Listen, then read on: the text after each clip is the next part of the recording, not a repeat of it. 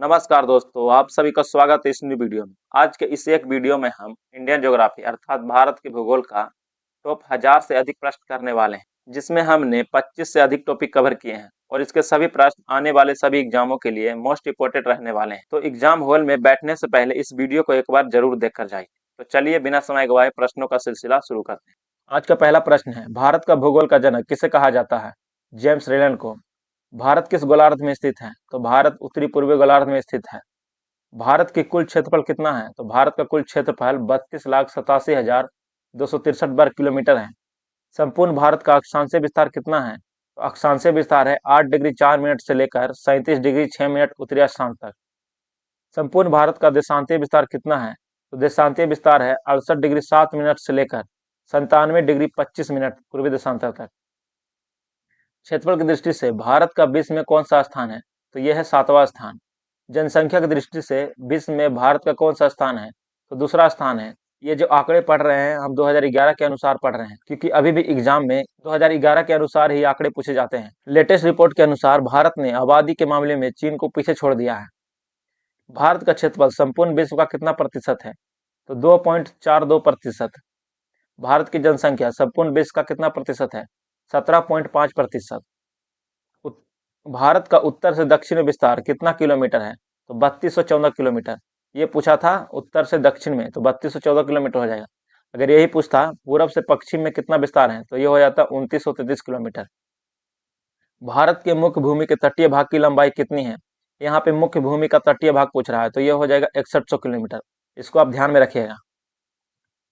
भारत की स्थल सीमा की लंबाई कितनी है? तो स्थल सीमा की लंबाई 15,200 किलोमीटर हो जाएगी। द्वीपों सहित भारत की कुल तटीय सीमा की लंबाई कितनी है? तो द्वीपों सहित भारत की कुल तटीय की लंबाई अब हो गई है 11,098.81 किलोमीटर और यह पहले था 7516.6 किलोमीटर। इसको आप ध्यान में रखिएगा। भारत की अंतर्राष्ट्रीय सीमा कितने देशों से लगती है? तो भारत की अंतर्राष्ट्रीय सीमा 7 देशों से लगती है। बांग्लादेश, चीन, पाकिस्तान, नेपाल, म्यांमार, भूटान और अफगानिस्तान से लगती है। बांग्लादेश की सीमा भारत के कितने राज्यों को स्पर्श करती है? तो 5 राज्यों को स्पर्श करती है। असम, मेघालय, मिजोरम, त्रिपुरा और पश्चिम बंगाल को स्पर्श करती है। नेपाल की सीमा भारत के कितने राज्यों को स्पर्श करती है? तो 5 राज्यों को स्पर्श करती है। उत्तर प्रदेश, बिहार, उत्तराखंड, पश्चिम बंगाल और सिक्किम को स्पर्श करती है। भूटान की सीमा भारत के कितने राज्यों को स्पर्श करती है? तो 4 राज्यों को स्पर्श करती है। सिक्किम को, अरुणाचल प्रदेश को, पश्चिम बंगाल और असम को स्पर्श करती है। भारत की जलीय सीमा कितने देशों से स्पर्श करती है? तो भारत की जलीय सीमा 7 देशों से स्पर्श करती है। पाकिस्तान, मालदीव, श्रीलंका, बांग्लादेश, म्यांमार, थाईलैंड और इंडोनेशिया से। भारत कितने देशों के जल तथा स्थल सीमा दोनों को स्पर्श करती है? तो जल तथा स्थल सीमा 3 देशों से स्पर्श करती है, बांग्लादेश, म्यांमार और पाकिस्तान से।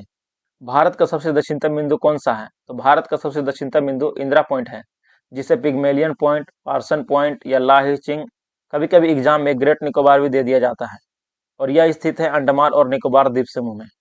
इसको आप ध्यान में रखिएगा। भारत का सबसे उत्तरी बिंदु कौन सा है? तो भारत का सबसे उत्तरी बिंदु हो जाएगा इंदिरा कोण, जो कि लद्दाख में स्थित है। भारत का सबसे पश्चिमी बिंदु कौन सा है? तो पश्चिमी बिंदु हो जाएगा गुहार मोती, जो कि सरक्रिक गुजरात में स्थित है। भारत का सबसे पूर्वी बिंदु कौन सा है? तो भारत का सबसे पूर्वी बिंदु किबिथु है, जो कि अरुणाचल प्रदेश में स्थित है। भारत के मुख्य भूमि का दक्षिणतम बिंदु कौन सा है? यहाँ पे पूछ रहा है मुख्य भूमि का दक्षिणतम बिंदु, तो ये हो जाएगा केप कोमोरिन। कभी कभी एग्जाम में कन्याकुमारी भी दे दिया जाता है और यह स्थित है तमिलनाडु में। भारत और चीन की सीमा रेखा का क्या नाम है? तो ये हो जाएगा मैकमहन रेखा। यह रेखा 1914 ईस्वी में शिमला समझौते के दौरान खींची गई थी। भारत और पाकिस्तान की सीमा रेखा का क्या नाम है? रेड क्लिफ रेखा। इसे 17 अगस्त 1947 ईस्वी को खींचा गया था। पाकिस्तान और अफगानिस्तान के बीच सीमा रेखा का क्या नाम है? तो यह हो जाएगा डुरंड रेखा। पाक जलडब्रू मध्य किन दो देशों को अलग करता है? तो भारत और श्रीलंका को अलग करता है। पृथ्वी के चुंबकीय विषुवत रेखा कहाँ से गुजरती है? त्रिवेंद्रम से। भारतीय उपमहाद्वीपीय देश कौन कौन से हैं?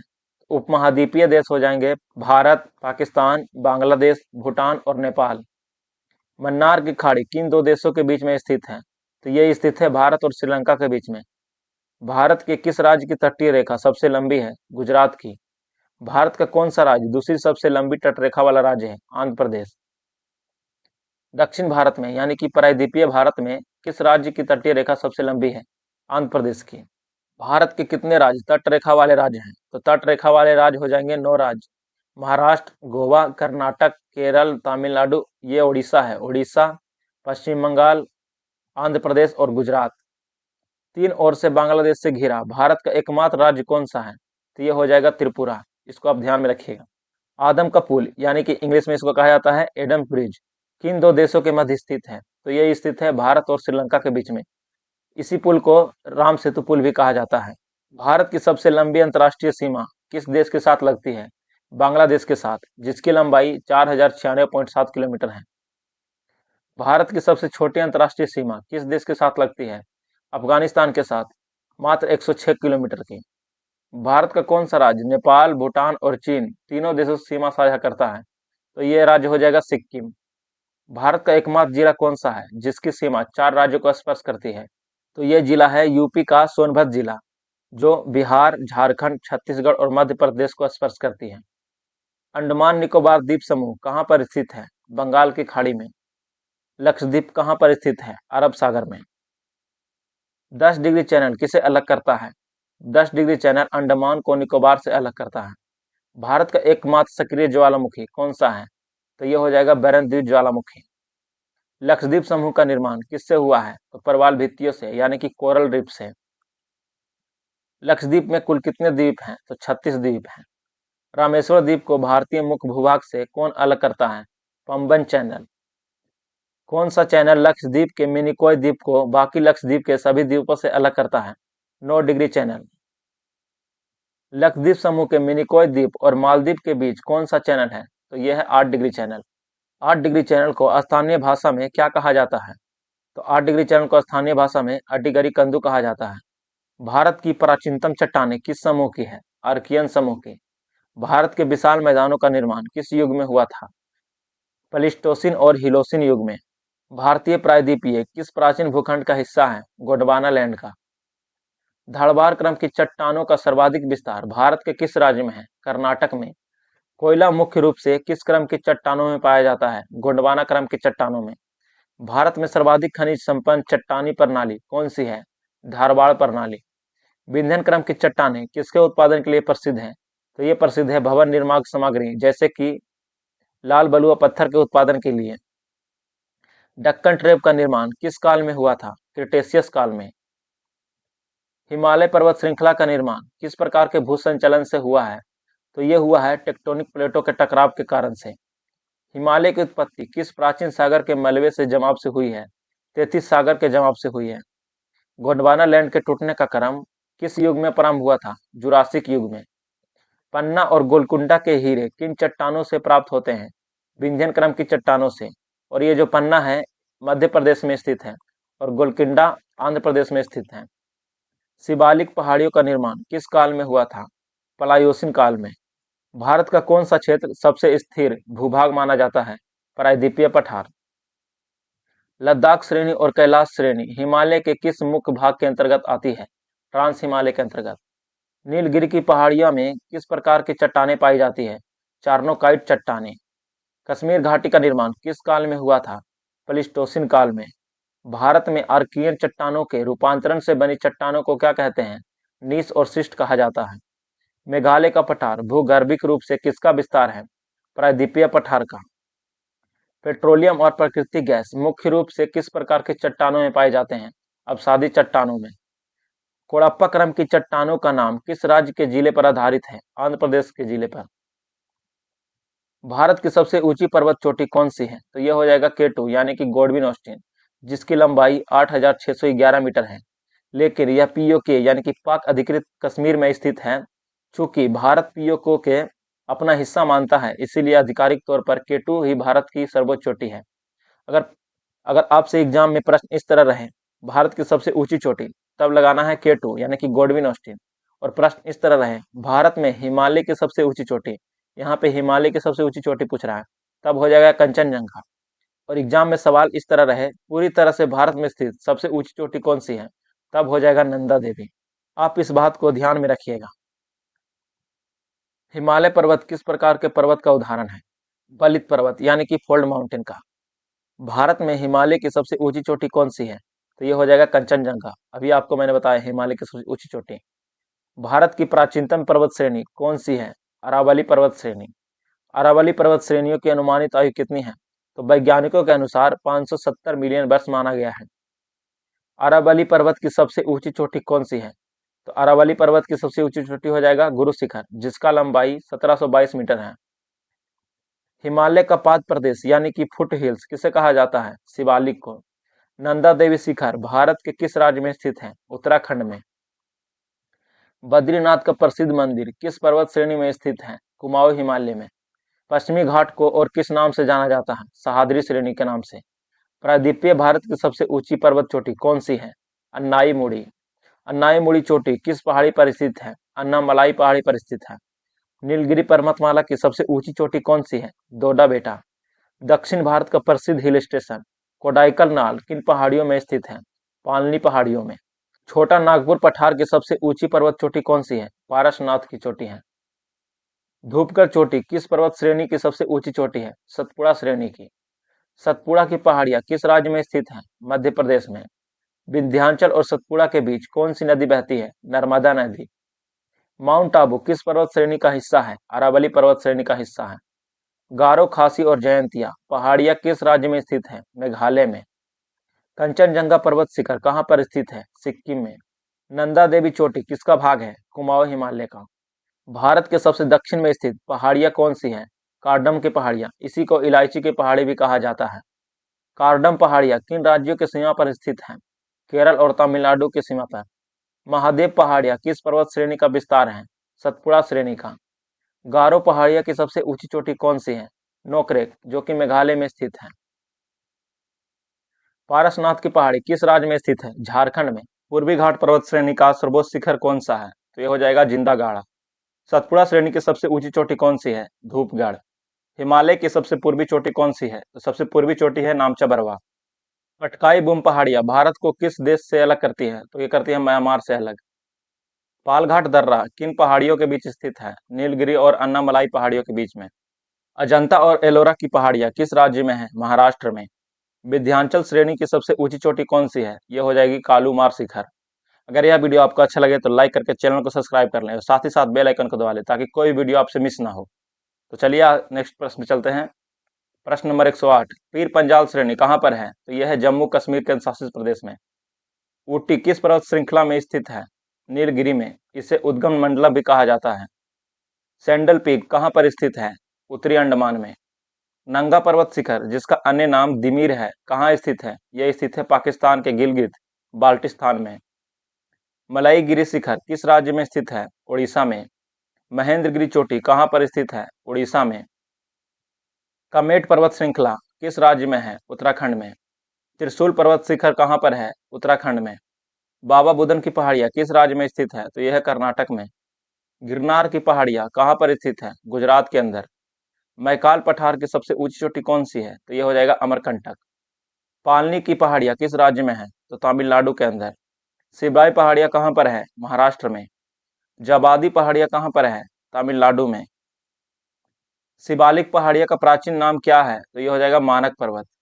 कुल्लू घाटी किन पर्वत श्रेणियों के बीच में स्थित है? धौलाधर और पीर पंजाल के बीच में। दक्षिण भारत का मैनचेस्टर कहे जाने वाले कोयम्बटूर के पास कौन सी पहाड़ियां हैं? तो नीलगिरी की पहाड़ियां हैं। काराकोरम पर्वत श्रेणी का पूर्व नाम क्या था? इसका जवाब आपको कमेंट बॉक्स में बताना है क्या होगा। अब चलते हैं आगे। हिमालय की कैलाश श्रेणी कहाँ पर स्थित है? तिब्बत में। लद्दाख और जास्कर श्रेणियों के बीच कौन सी नदी बहती है? तो ये बहती है सिंधु नदी। डलहौजी हिल स्टेशन किस श्रेणी में स्थित है? धौलाधर श्रेणी में। कुमाऊं हिमालय की सबसे ऊंची चोटी कौन सी है? तो ये हो जाएगी नंदा देवी। सतपुड़ा की रानी किसे कहा जाता है? पंचमढ़ी को। ब्रह्मगिरी की पहाड़ियां किस राज्य में स्थित है? कर्नाटक में। हरिश्चंद्र श्रेणी किस राज्य में विस्तृत है? महाराष्ट्र में। लुसाई पहाड़ियां किस राज्य में है? मिजोरम में। कंचनजंगा की ऊंचाई कितनी है? तो कंचनजंगा की ऊंचाई 8586 मीटर हो जाएगी। सप्पुतारा पर्वत किस राज्य का एकमात्र हिल स्टेशन है? गुजरात का। मिसमी पहाड़ियां कहाँ पर स्थित है? अरुणाचल प्रदेश में। मांडव पहाड़ियां कहाँ पर है? गुजरात में। राजमहल की पहाड़ियां किस राज्य में स्थित है? झारखंड में। अन्नामलाई की पहाड़ियां किन दो राज्यों में फैली हुई है? केरल और तमिलनाडु में। ब्लू माउंटेन किस राज्य में स्थित है? तमिलनाडु में। मिकिर पहाड़ियां किस राज्य में स्थित है? असम में। डाफला पहाड़ियाँ कहाँ पर है? तो यह है असम के अंदर। K2 यानी कि गोडविन ऑस्टिन पर्वत शिखर किस पर्वत श्रेणी में स्थित है? तो यह है काराकोरम श्रेणी में स्थित। महान हिमालय यानी कि ग्रेटर हिमालयाज की औसत ऊंचाई कितनी है? लगभग 6100 मीटर। सागर माथा हिमालय के किस चोटी का स्थानीय नाम है? तो यह हो जाएगा माउंट एवरेस्ट का, जो कि नेपाल में है। हिमालय की सबसे बाहरी और नवीनतम श्रेणी कौन सी है? शिवालिक श्रेणी। लघु हिमालय में स्थित घास के मैदान को कश्मीर में क्या कहा जाता है? इसको कहा जाता है मर्ग। सहाद्री पर्वत का उत्तरी भाग किस नाम से जाना जाता है? उत्तरी सहाद्री के नाम से। पूर्वी घाट और पश्चिमी घाट का मिलन बिंदु कहाँ पर है? तो यह हो जाएगा नीलगिरी के पहाड़िया पर। अरकाना योमा पर्वत शिखर किस देश में स्थित है? म्यांमार के अंदर। विंध्याचल पर्वत श्रृंखला का सबसे पूर्वी हिस्सा किस नाम से जाना जाता है? कैमूर की पहाड़िया के नाम से। दक्षिण भारत की दूसरी सबसे ऊंची चोटी कौन सी है? डोडा बेटा। भारतीय कृषि अनुसंधान परिषद के अनुसार भारत में कितनी प्रकार की मिट्टी पाई जाती है? 8 प्रकार की मिट्टी पाई जाती है। भारत के सर्वाधिक क्षेत्र पर किस प्रकार की मिट्टी का विस्तार पाया जाता है? जलोढ़ मिट्टी का। नवीन जलोढ़ मिट्टी को अन्य किस नाम से जाना जाता है? खादर के नाम से जाना जाता है। पुरानी जलोढ़ मिट्टी को किस नाम से जाना जाता है? तो ये जाना जाता है बांगर के नाम से। नवीन जलोढ़ मिट्टी खादर के नाम से, पुरानी जलोढ़ मिट्टी बांगर के नाम से।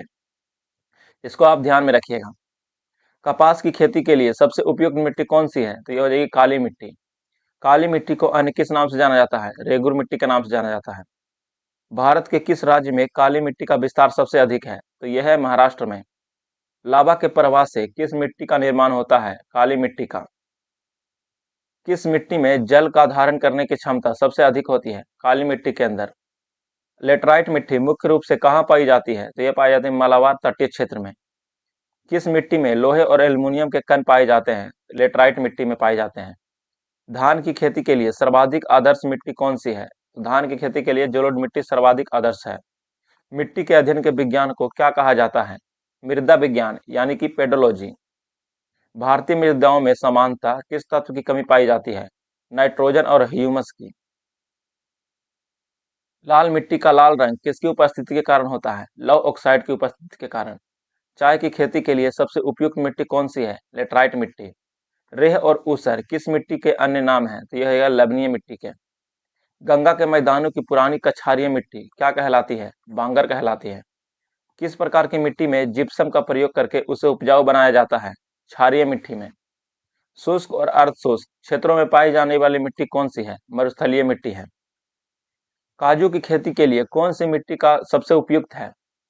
तटीय लेटराइट मिट्टी। मृदा अपरदन को कैसे रोका जा सकता है? वृक्षारोपण करके। किस मिट्टी का निर्माण बेसाल्ट चट्टानों के टूटने फूटने से होता है? काली मिट्टी का। जलोढ़ मिट्टी में किसकी अधिकता होती है? पोटास की। भारत के उत्तरी मैदान में किस मिट्टी का विस्तार सबसे अधिक है? जलोढ़ मिट्टी का। मूंगफली की खेती के लिए सबसे उपयुक्त मिट्टी कौन सी है? रेतीली या हल्की दोमट मिट्टी। दलदली मिट्टी में किसकी मात्रा अधिक होती है? तो दलदली मिट्टी में कार्बनिक पदार्थ और ह्यूमस की मात्रा अत्यधिक होती है। प्रायद्वीपीय भारत में क्षेत्रीय मृदा के किस प्रकार का विस्तार सबसे अधिक है? तो यह हो जाएगा लाल और पीली मिट्टी का। मृदा की अम्लीयता कम करने के लिए उसमें क्या मिलाया जाता है? तो मृदा की अम्लीयता कम करने के लिए उसमें चूना मिलाया जाता है। कौन सी मिट्टी स्वतः जुताई वाली मिट्टी कहलाती है? काली मिट्टी। किस मिट्टी में नाइट्रोजन स्थिरीकरण करने वाली फसलों को उगाना लाभकारी होता है? जलोढ़ और बलुई मिट्टी में। भारत में लाल मिट्टी का विस्तार सबसे अधिक किन राज्यों में है? आंध्र प्रदेश और तमिलनाडु में। निक्षालन यानी कि लीचिंग की प्रक्रिया से किस मिट्टी का निर्माण होता है? लेटराइट मिट्टी का। काली मिट्टी का काला रंग किसकी उपस्थिति के कारण होता है? टिटेनिफेरस मैग्नेटाइट और जीवाश्म की उपस्थिति के कारण। किस मिट्टी में पोटास की मात्रा अधिक लेकिन फास्फोरस की कमी होती है? जलोढ़ मिट्टी में। पर्वतीय क्षेत्रों में किस प्रकार की मृदा पाई जाती है? वन्य मृदा। अपरदन के कारण बीहड़ों का निर्माण किस नदी बेसिन में सबसे अधिक हुआ है? तो यह हुआ है चंबल नदी बेसिन में। मृदा स्वास्थ्य कार्ड योजना भारत में कब शुरू हुई थी? 2015 में। जलोढ़ मिट्टी भारत के कुल भौगोलिक क्षेत्रफल के लगभग कितने प्रतिशत भाग पर है? लगभग 43% भाग पर। जलमग्नता की स्थिति में किस मिट्टी का निर्माण होता है? पीठ या दलदली मिट्टी का निर्माण होता है। मृदा प्रोफाइल की सबसे ऊपरी परत क्या कहलाती है? ओ होराइजन यानी कि ऑर्गेनिक लेयर। केंद्रीय मृदा संरक्षण बोर्ड का गठन कब किया गया था? 1953 में। रेगिस्तानी मिट्टी में किस खनिज की अधिकता होती है? कैल्शियम की। किस प्रकार की मिट्टी में फास्फोरिक एसिड की कमी पाई जाती है? लेटराइट और लाल मिट्टी में। काली मिट्टी को चेरनोजियम किस वैश्विक मृदा वर्गीकरण के समान माना जाता है? चेरनोजियम के। मिट्टी के कटाव को रोकने के लिए ढालों पर की जाने वाली खेती क्या कहलाती है? सीढ़ीदार खेती कहलाती है। भावर क्षेत्र में किस प्रकार की मिट्टी पाई जाती है? कंकड़ पत्थर वाली मोटी मिट्टी। कछारी मिट्टी किसका दूसरा नाम है? तो कछारी मिट्टी जलोढ़ मिट्टी का दूसरा नाम है। राजस्थान के पश्चिम भाग में किस मिट्टी की प्रधानता है? तो यह है रेतीली मिट्टी की। मृदा का पीएच मान कितना होने पर वह पौधे के लिए आदर्श मानी जाती है? तो 6 से 7 के बीच में होने पर आदर्श मानी जाती है।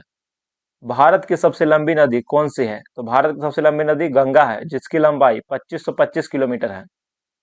गंगा नदी का उद्गम स्थल कहाँ पर है? तो ये गोमुख के गंगोत्री ग्लेशियर से निकलती है। अलकनंदा और भागीरथी का संगम कहाँ पर होता है? देवप्रयाग में। बांग्लादेश में गंगा नदी को किस नाम से जाना जाता है? पद्मा के नाम से जाना जाता है। ब्रह्मपुत्र नदी को तिब्बत में किस नाम से जाना जाता है? यारलुंग सांगपो के नाम से जाना जाता है। विश्व का सबसे बड़ा नदी द्वीप माजुली किस नदी पर स्थित है? ब्रह्मपुत्र नदी पर। सुंदरबन डेल्टा किन नदियों द्वारा बनाया जाता है? गंगा और ब्रह्मपुत्र के द्वारा। सिंधु नदी का उद्गम स्थल कहाँ पर है? तो यह है मानसरोवर झील के निकट तिब्बत में, जो कि चीन में पड़ता है। भारत की कौन सी नदी कर्क रेखा को 2 बार काटती है? तो ये हो जाएगी माही नदी, जो कर्क रेखा को 2 बार काटती है। दक्षिण भारत की सबसे लंबी नदी कौन सी है? तो ये हो जाएगी गोदावरी नदी। वृद्ध गंगा या दक्षिण गंगा के नाम से किसे जाना जाता है? तो ये जाना जाता है गोदावरी नदी को। कावेरी नदी का उद्गम स्थल कहाँ है? तो ये हो जाएगा ब्रह्मगिरी की पहाड़ियां, कर्नाटक में। दक्षिण भारत की गंगा किसे कहा जाता है? यहाँ पे दक्षिण भारत की गंगा पूछ रहा है, तो ये हो जाएगा कावेरी नदी। बंगाल का शोक किस नदी को कहा जाता है? दामोदर नदी को। बिहार का शोक किस नदी को कहा जाता है? कोसी नदी को। भारत में सबसे अधिक मार्ग बदलने वाली नदी कौन सी है? तो ये हो जाएगी कोसी नदी। ओडिशा का शोक किसे कहा जाता है? तो ये कहा जाता है महानदी को। विंध्याचल और सतपुड़ा पर्वत श्रेणियों के बीच कौन सी नदी बहती है? तो ये बहती है नर्मदा नदी। पश्चिम की ओर बहने वाली भारत की सबसे लंबी नदी कौन सी है? तो ये हो जाएगी नर्मदा नदी। धुआंधार जलप्रपात किस नदी पर स्थित है? नर्मदा नदी पर, जबलपुर में। शिव समुद्रम जलप्रपात किस नदी पर बना है? तो ये बना है कावेरी नदी पर। प्रायद्वीपीय भारत की वह नदी जो एस्चुरी बनाती है, एस्चुरी बनाती है नर्मदा और ताप्ती नदी, इसको आप ध्यान में रखिएगा। लूनी नदी कहाँ लुप्त हो जाती है? कच्छ के रण में। प्रायद्वीपीय भारत की एकमात्र बारहमासी नदी कौन सी है? तो ये हो जाएगी कावेरी नदी। साबरमती नदी का उद्गम किस राज्य से होता है? राजस्थान के अरावली श्रेणी से। वेदों में किस नदी को नदीतमा यानी कि नदियों में श्रेष्ठ कहा गया है? तो ये कहा गया है सरस्वती नदी को। नासिक शहर किस नदी के तट पर स्थित है?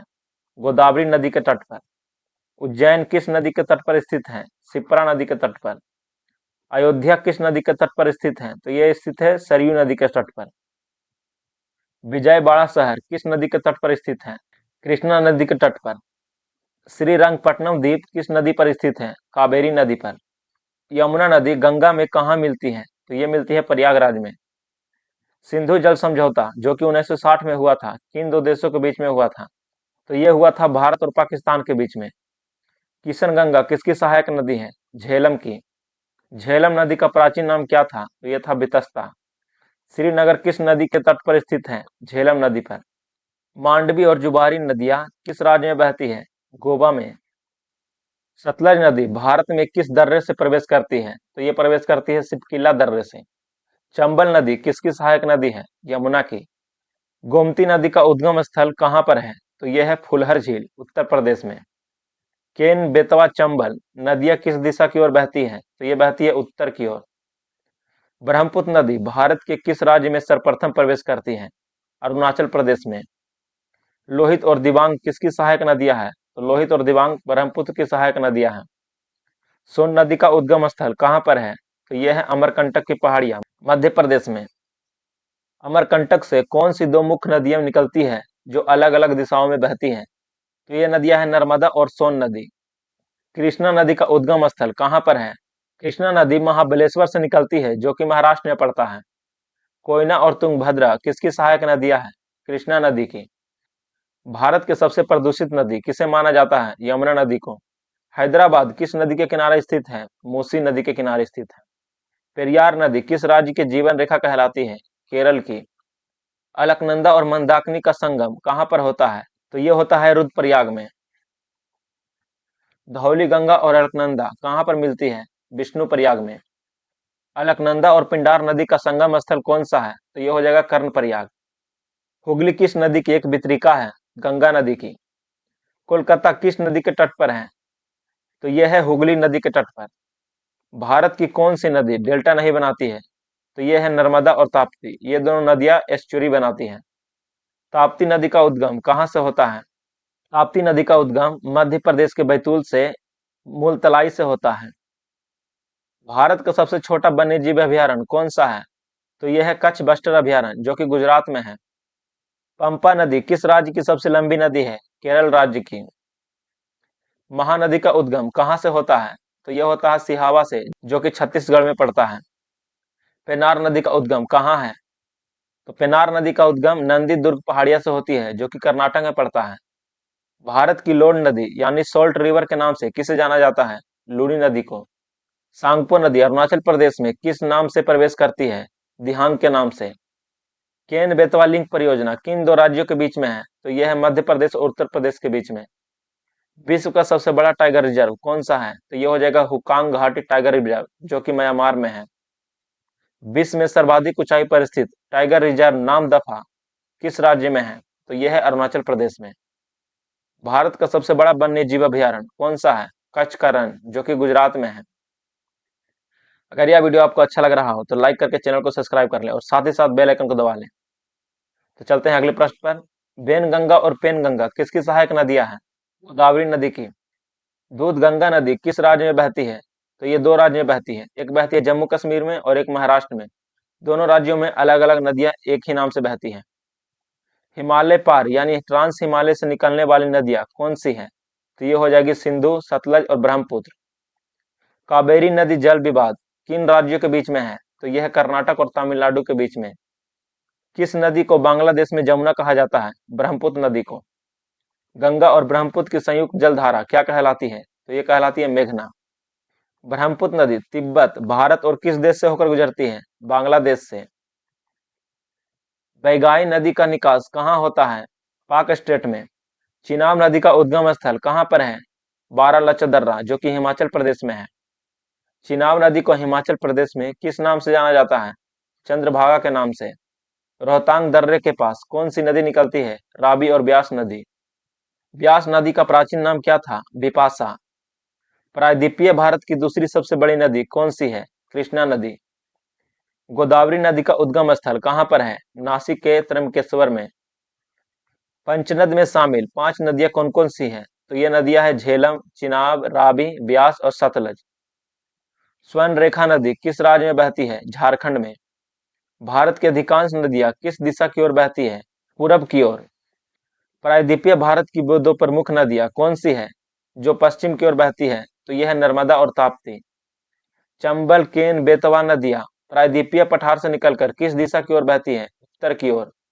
नर्मदा नदी किन दो पर्वत श्रेणियों के बीच पश्चिम की ओर प्रवाहित होती है? तो यह है विंध्याचल और सतपुड़ा श्रेणी के बीच।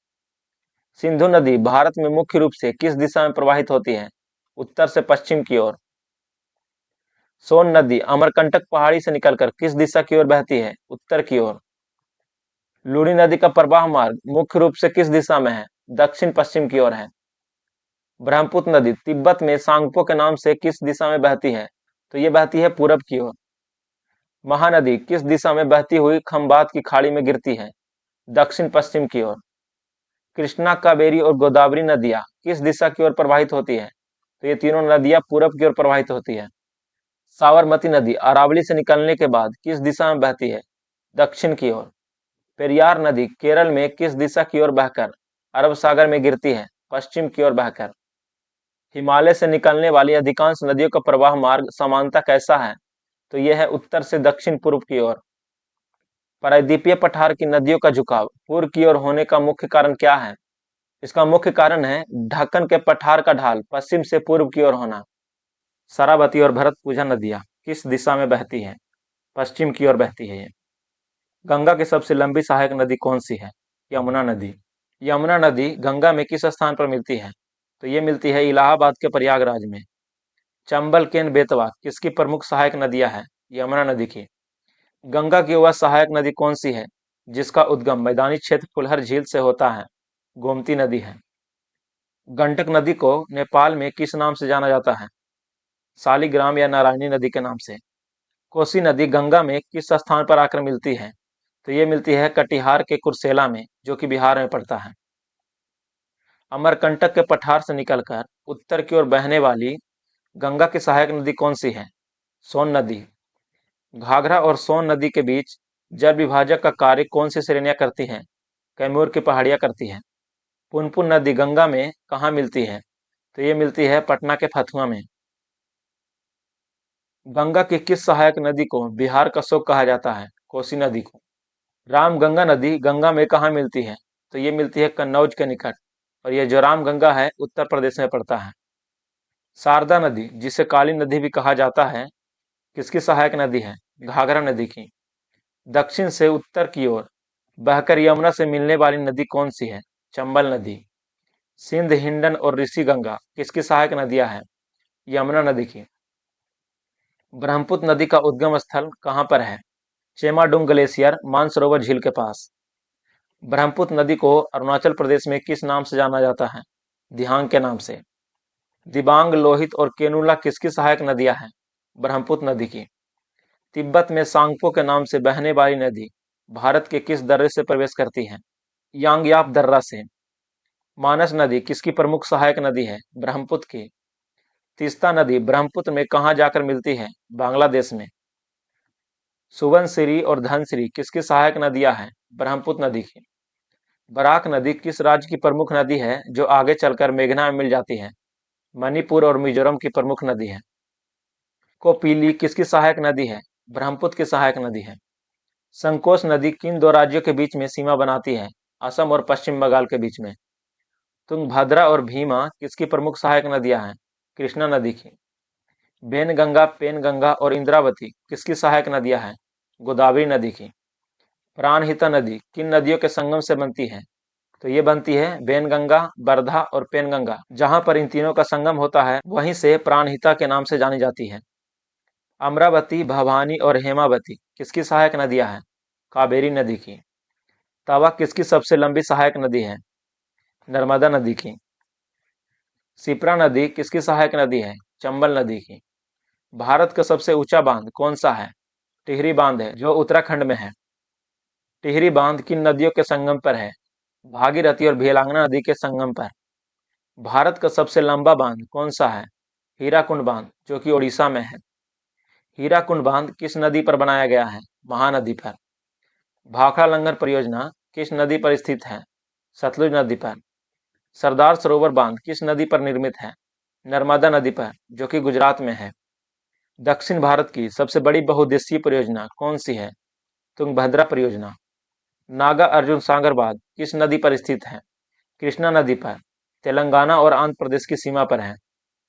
इडुक्की बांध किस राज्य में है और किस नदी पर है? यह केरल में है और परियार नदी पर है। मेटूर बांध किस नदी पर बनाया गया है? कावेरी नदी पर। यह बांध तमिलनाडु में है। अगर यह वीडियो आपको अच्छा लग रहा हो तो लाइक करके चैनल को सब्सक्राइब कर लें और साथ ही साथ बेल आइकन को दबा लें ताकि कोई वीडियो मिस ना हो। चलिए अगले प्रश्न पे चलते हैं। अलमाटी बांध किस नदी पर है? कृष्णा नदी पर, और यह बांध कर्नाटक में है। पोंग बांध, जिसे ब्यास बांध भी कहा जाता है, किस राज्य में है? हिमाचल प्रदेश में है, और यह ब्यास नदी पर है। थीन बांध, जिसे रंजीत सागर बांध भी कहा जाता है, किस नदी पर है? रावी नदी पर। फरक्का बैराज मुख्य रूप से किस उद्देश्य से बनाया गया है? हुगली नदी में जल प्रवाह को बढ़ाने के लिए। सलाल जल विद्युत परियोजना किस नदी पर है? चिनाब नदी पर, जो कि जम्मू कश्मीर में है। बगलीहार और दुलहस्ती परियोजनाएं किस नदी पर हैं? चिनाब नदी पर। तुलबुल परियोजना जो है यह किस नदी पर है?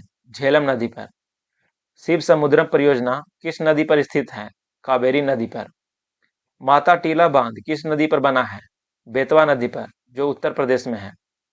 रिहंदबाद परियोजना किन राज्यों की सिंचाई करती है? उत्तर प्रदेश और बिहार की। गांधी सागर, जवाहर सागर और राणा प्रताप सागर बांध किस नदी पर है? चंबल नदी पर। उकाई परियोजना किस नदी पर स्थित है? तापी नदी पर, जो कि गुजरात में है। कोयना बांध किस राज्य में स्थित है? महाराष्ट्र में। पंचेत परियोजना या बांध किस नदी पर बनाया गया है? दामोदर नदी पर। भारत में सिंचाई का सबसे मुख्य साधन क्या है? कुआं और नलकूप। भारत के किस राज्य में नलकूपों द्वारा सिंचाई सबसे अधिक होती है? उत्तर प्रदेश में। प्रायद्वीपीय भारत में सिंचाई का प्रमुख साधन क्या है? तालाब। तालाबों द्वारा सर्वाधिक सिंचाई किस राज्य में होती है? तमिलनाडु में। भारत की सबसे लंबी सिंचाई नहर कौन सी है? इंदिरा गांधी नहर, जिसे राजस्थान नहर के नाम से भी जाना जाता है, क्योंकि इसका सबसे अधिक लंबाई राजस्थान में ही है, इसीलिए इसे राजस्थान नहर के नाम से भी जाना जाता है। इंदिरा गांधी नहर को किस नदी से जल प्राप्त होता है? सतलुज और ब्यास नदी से। ऊपरी बारी दोआब नहर किस नदी से निकलती है? रावी नदी से। त्रिवेणी नहर में किस नदी से पानी आता है? गंडक नदी से। शारदा नहर किस राज्य की सबसे लंबी नहर है? उत्तर प्रदेश की। इंडन नहर किस नदी से निकाली गई है? दामोदर नदी से। सरहिंद नहर किस नदी पर स्थित है? सतलुज नदी पर। सिंचाई की ड्रिप पद्धति किस देश से ली गई है? इजराइल से। केंद्रीय जल आयोग का मुख्यालय कहाँ पर है? नई दिल्ली में। राष्ट्रीय जल ग्रिड मिशन का विस्तार सर्वप्रथम किसने दिया था? के एल राव ने दिया था। बकिंघम नहर कहाँ पर स्थित है? कोरोमंडल तट पर, आंध्र प्रदेश और तमिलनाडु की सीमा पर। मुट्ठा नहर किस राज्य में स्थित है? महाराष्ट्र में। पूर्वी कोसी नहर किस राज्य में सिंचाई करती है? बिहार में। भारतीय अर्थव्यवस्था में कृषि का योगदान लगभग कितना प्रतिशत है? लगभग 15 से 18%। भारत में हरित क्रांति का जनक किसे माना जाता है? Doctor MS. स्वामीनाथन को। विश्व में हरित क्रांति का जनक किसे कहा जाता है? नॉर्मन बोरलॉग को। हरित क्रांति का सर्वाधिक प्रभाव किस फसल पर पड़ा था? इसका प्रभाव पहले गेहूं पर पड़ा, उसके बाद चावल पर। भारत में श्वेत क्रांति का जनक किसे कहा जाता है? डॉक्टर वर्गीज कुरियन को। नीली क्रांति का संबंध किससे है? मत्स्य पालन यानी कि मछली उत्पादन से। पीली क्रांति का संबंध किससे है? तिलहन उत्पादन से। लाल क्रांति का संबंध किससे है? मांस और टमाटर उत्पादन से। रजत क्रांति का संबंध किससे है? अंडा उत्पादन से। सुनहरी क्रांति का संबंध किससे है? फल और बागवानी से, विशेषकर शहद उत्पादन से। गुलाबी क्रांति किससे संबंधित है? झींगा मछली और प्याज उत्पादन से। भारत में मुख्य कृषि ऋतुएं कौन कौन सी है? रबी, खरीफ और जायद। गेहूं, जौ, चना और सरसों किस ऋतु की फसलें हैं? ये रबी की फसलें हैं। रबी फसलों की बुआई कब की जाती है? अक्टूबर से नवंबर में। धान, मक्का, ज्वार और बाजरा किस ऋतु की फसलें हैं? ये खरीफ फसलें हैं। खरीफ फसलों की कटाई कब होती है? सितंबर से अक्टूबर में। तरबूज, खरबूजा और ककड़ी किस प्रकार की फसलें हैं? ये जायद फसलें हैं। झूम कृषि भारत के किस क्षेत्र में प्रचलित है? पूर्वोत्तर भारत में, खासकर नागालैंड, मिजोरम आदि क्षेत्रों में। भारत की मुख्य खाद्य फसल कौन सी है? चावल। भारत को कितने कृषि जलवायु क्षेत्रों में बांटा गया है? 15 क्षेत्रों में। ऑपरेशन फ्लड का संबंध किससे है? दुग्ध उत्पादन से। भारत में सबसे अधिक दालों का उत्पादन कौन सा राज्य करता है? मध्य प्रदेश।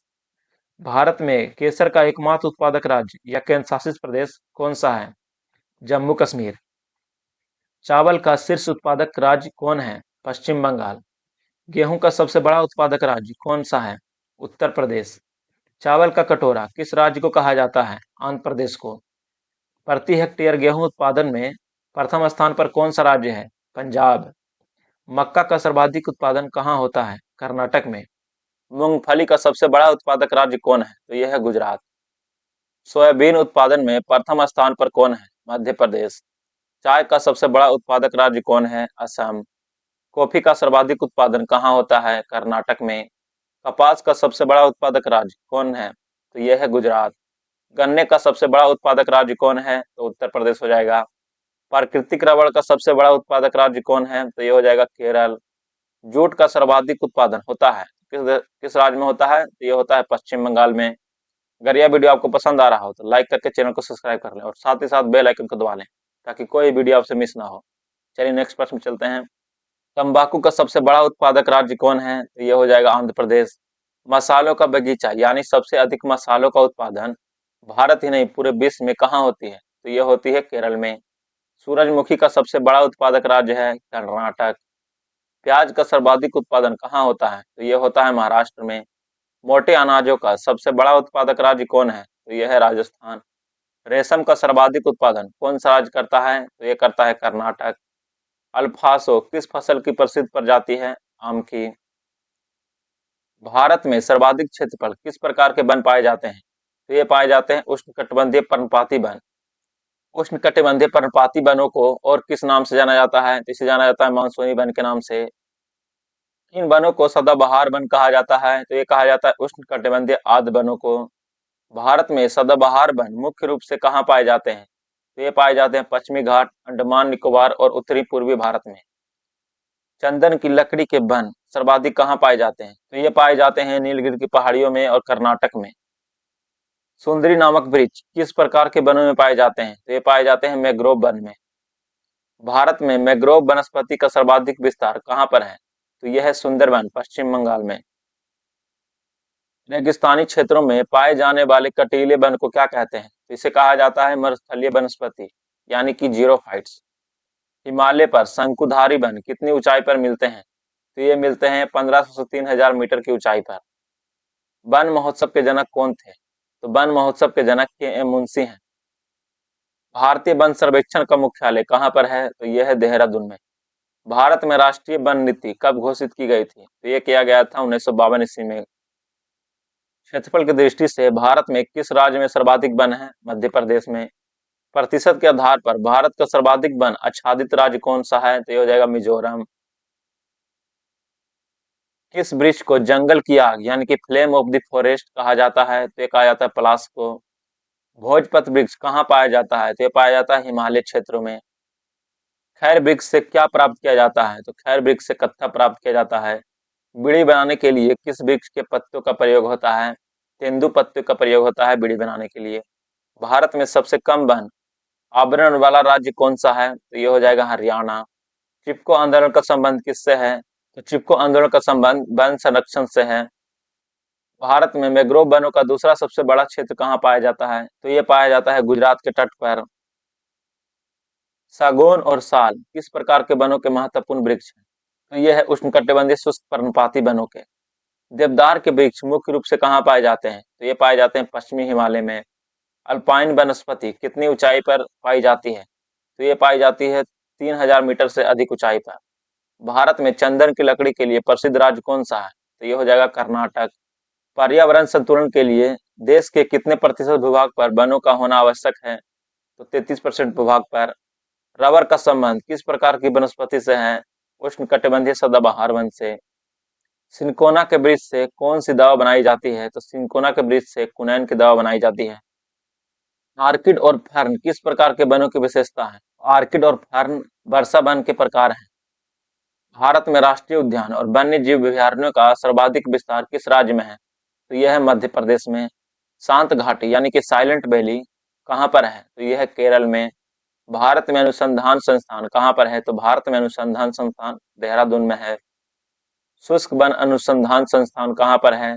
तो शुष्क वन अनुसंधान संस्थान जोधपुर में है। बांस को वनस्पतिक रूप से क्या माना जाता है? तो बांस को वनस्पतिक रूप से घास माना जाता है। किस राज्य को टाइगर स्टेट कहा जाता है? तो ये कहा जाता है मध्य प्रदेश को। फूलों की घाटी कहाँ पर है? उत्तराखंड में। भारतीय कृषि का इतिहास किसने लिखा है? तो ये लिखा है एम.एस. रंधावा ने। विश्व विश्व वन दिवस कब मनाया जाता है? 21 मार्च को। तारपीन का तेल किस वृक्ष से प्राप्त किया जाता है? तो तारपीन का तेल चीड़ के वृक्ष से प्राप्त किया जाता है। केंद्रीय आलू अनुसंधान संस्थान कहाँ पर है? तो केंद्रीय आलू अनुसंधान संस्थान शिमला में है। बांदवाना आर्द्र भूमि क्षेत्र कहाँ पर है? तो यह है गुजरात में। राष्ट्रीय गन्ना प्रजनन संस्थान कहाँ पर है? तमिलनाडु के कोयम्बटूर में। भारतीय गन्ना अनुसंधान संस्थान कहाँ पर है? उत्तर प्रदेश की राजधानी लखनऊ में। राष्ट्रीय डेयरी अनुसंधान संस्थान कहाँ पर है? तो राष्ट्रीय डेयरी अनुसंधान संस्थान हरियाणा के करनाल में है। नीली क्रांति का जनक किसे कहा जाता है? तो नीली क्रांति का जनक हीरालाल चौधरी और अरुण कृष्णन को कहा जाता है। पीली क्रांति मुख्य रूप से किस फसल के लिए शुरू की गई थी? तो पीली क्रांति सरसों और सूरजमुखी के उत्पादन के लिए शुरू की गई थी। व्हाइट गोल्ड यानी श्वेत स्वर्ण किसे कहा जाता है? तो ये कहा जाता है कपास को। आगरा किस नदी के किनारे स्थित है? तो यह है यमुना नदी के किनारे स्थित। नई दिल्ली किस नदी के किनारे स्थित है? तो यह है यमुना नदी के किनारे स्थित। उत्तर प्रदेश की राजधानी लखनऊ किस नदी के किनारे स्थित है? तो यह है गोमती नदी के किनारे स्थित। हरिद्वार और वाराणसी किस नदी के किनारे स्थित है? तो यह है गंगा नदी के किनारे स्थित। पटना किस नदी के किनारे स्थित है? तो यह बसा है गंगा नदी के किनारे। अयोध्या किस नदी के तट पर स्थित एक धार्मिक स्थल है? तो यह है सरयू नदी के किनारे स्थित। अहमदाबाद किस नदी के किनारे स्थित है? अहमदाबाद साबरमती नदी के किनारे स्थित है। सूरत किस नदी के तट पर बसा है? सूरत ताप्ती नदी के तट पर बसा है। बद्रीनाथ का प्रसिद्ध मंदिर किस नदी के किनारे स्थित है? तो यह है अलकनंदा नदी के किनारे। श्रीनगर किस नदी के तट पर है? झेलम नदी के तट पर है। लुधियाना और फिरोजपुर किस नदी के तट पर है? तो यह है सतलुज नदी के तट पर। हैदराबाद किस नदी के तट पर है? तो हैदराबाद मूसी नदी के तट पर है। जबलपुर किस नदी के तट पर है? तो यह है नर्मदा नदी के तट पर। कोटा किस नदी के तट पर है? तो कोटा जो है चंबल नदी के तट पर है। कटक किस नदी के तट पर स्थित है? तो कटक महानदी के तट पर स्थित है। नासिक किस नदी के तट पर स्थित है? तो यह है गोदावरी नदी के तट पर। विजयवाड़ा किस नदी के तट पर स्थित है? तो विजयवाड़ा कृष्णा नदी के तट पर स्थित है। तिरुचिरापल्ली किस नदी के किनारे स्थित है? तो यह स्थित है कावेरी नदी के किनारे। कोलकाता किस नदी के तट पर बसा प्रसिद्ध शहर है? तो ये बसा है हुगली नदी के किनारे। डिब्रूगढ़ और गुवाहाटी किस नदी के किनारे स्थित है? ब्रह्मपुत्र नदी के किनारे। उज्जैन किस नदी के तट पर स्थित है जहां कुंभ मेला लगता है? तो यह है शिप्रा नदी के किनारे। जमशेदपुर किस नदी के किनारे बसा है? तो यह बसा है स्वर्ण रेखा नदी के किनारे। संबलपुर किस नदी के किनारे स्थित है? संबलपुर जो है महानदी के किनारे स्थित है। बरेली किस नदी के तट पर है? तो बरेली जो है रामगंगा नदी के तट पर स्थित है। जौनपुर किस नदी के किनारे स्थित है? तो जौनपुर गोमती नदी के किनारे स्थित है। मथुरा किस नदी के तट पर बसा है? तो मथुरा जो है यमुना नदी के तट पर बसा है। पंढरपुर जो कि महाराष्ट्र में है किस नदी के किनारे स्थित है? तो यह है भीमा नदी के किनारे स्थित। होशंगाबाद किस नदी के तट पर बसा है? तो होशंगाबाद नर्मदा नदी के तट पर बसा है। नेल्लोर किस नदी के किनारे स्थित है? तो यह स्थित है पेन्नार नदी के किनारे। तंजावुर किस नदी के तट पर स्थित है? तंजावुर जो है कावेरी नदी के तट पर स्थित है। कुरनूल किस नदी के किनारे बसा है? कुरनूल जो है तुंगभद्रा नदी के किनारे बसा है। इटावा किस नदी के तट पर स्थित है? तो इटावा यमुना नदी के तट पर स्थित है। ओरछा किस नदी के किनारे स्थित है? ओरछा जो है बेतवा नदी के किनारे स्थित है। मुंगेर और भागलपुर किस नदी के किनारे बसे हैं? तो मुंगेर और भागलपुर गंगा नदी के किनारे बसे हैं। ग्वालियर किस नदी के तट पर स्थित है? तो ग्वालियर जो है चंबल नदी के तट पर स्थित है। राउरकेला किस नदी के संगम पर स्थित है? बरहामी नदी। शंख और कोयल का संगम होता है यहाँ पर। पणजी किस नदी के किनारे स्थित है? तो पणजी जो है मांडवी नदी या फिर मंडोवी नदी के किनारे स्थित है। कानपुर किस नदी के किनारे स्थित भारत का प्रमुख औद्योगिक शहर है? तो यह स्थित है गंगा नदी के किनारे। भरूच किस नदी के मुहाने पर स्थित है? तो ये जो भरूच नदी है नर्मदा नदी के मुहाने पर स्थित है। प्रश्न नंबर 2 है मदुरई किस नदी के तट पर बसा हुआ है? तो मदुरई जो है बैगई नदी के तट पर बसा हुआ है। भारत की सबसे बड़ी मीठे पानी की झील कौन सी है? तो यहाँ पे पूछ रहा है भारत की सबसे बड़ी मीठे पानी की झील। इस क्वेश्चन को आप ध्यान रखिएगा क्योंकि एग्जाम में अक्सर ये प्रश्न आते रहते हैं। तो ये है बुल्लर झील जो कि जम्मू कश्मीर में स्थित है। भारत की सबसे बड़ी खारे पानी की झील कौन सी है? खारे पानी वाले भाई आप ध्यान रखिएगा, तो ये हो जाएगा चिल्का झील जो कि उड़ीसा में है। पूर्वोत्तर भारत की सबसे बड़ी मीठे पानी की झील कौन सी है? तो यहाँ पे पूछ रहा है पूर्वोत्तर भारत की सबसे बड़ी मीठे पानी की झील। तो ये हो जाएगा लोकटक झील जो कि मणिपुर में है। विश्व का एकमात्र तैरता हुआ राष्ट्रीय उद्यान केबुल लामजाओ किस झील पर है? तो ये हो जाएगा लोकटक झील जो कि मणिपुर में स्थित है। भारत की सबसे अधिक ऊंचाई पर स्थित झील कौन सी है? तो भारत की सबसे अधिक ऊंचाई पर स्थित झील जो है चुलामो झील है, सिक्किम में है। ज्वालामुखी उद्गार से बनी झील जो कि लोनार झील है किस राज्य में है? तो यह है महाराष्ट्र में।